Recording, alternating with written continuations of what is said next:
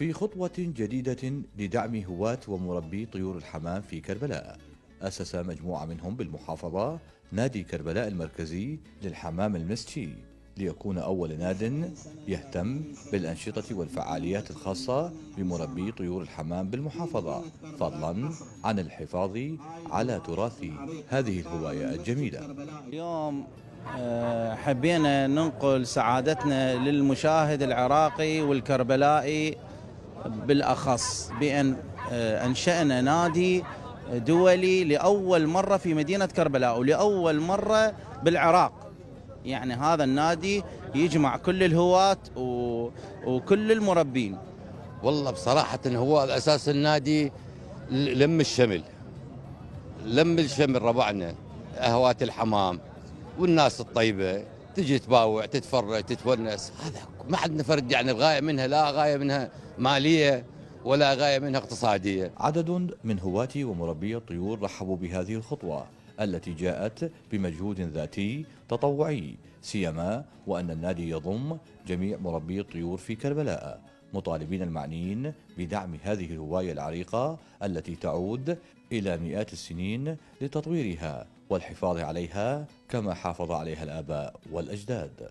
وهذا التشكيل هذا فد شيء جميل ورائع، وفد جهود مشكورة من المقيمين على هذا الحفل الجميل هذا الرائع صراحة. يعني مو لكون اني او انتم موجودين، هذا فد شيء يعني يفرح ويثلج الصدر. قبل ما كان اكو هذا، ماكو قبل نهائيا. بالنسبه للهوايه هذه مالت الحمام المسجي، هذا تراث كربلاء القديم. يعني هذا فد شيء مؤصل بالكربلائيين ابا عن جد. اني هسه من دا احكي لك ابويا واجدادي ربوا هذا الحمام ولا زال اني وابني هسه هم وراي. كان قبل الله يرحمهم اللي سقونا بهاي الهوايه، حج رشيد، دنفش، بدري المسلماني، فاضل حديد.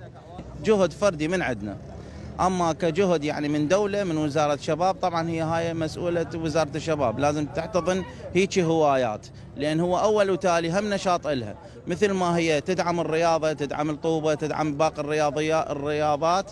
اللي موجود عندنا هنا الحمام المسجي اللي هو النارنجي متوفر، والاسود والاصفر اللي هو النمائي موجود، والتشينكو والقهوائي والاحمر، كل الانواع تقريبا. من ضمن الحمام انعرض حمام الانجليزي اللي هو الحمام الانجليزي والبولندي اللي العين الحمراء، هذا استيراد وانتاجنا ان شاء الله راح يصير هنا بكربلاء عندنا.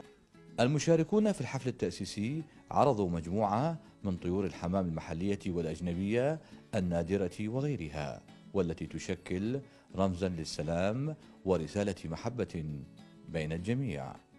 لبرنامج يوم جديد، طارق الخفاجي، كربلاء.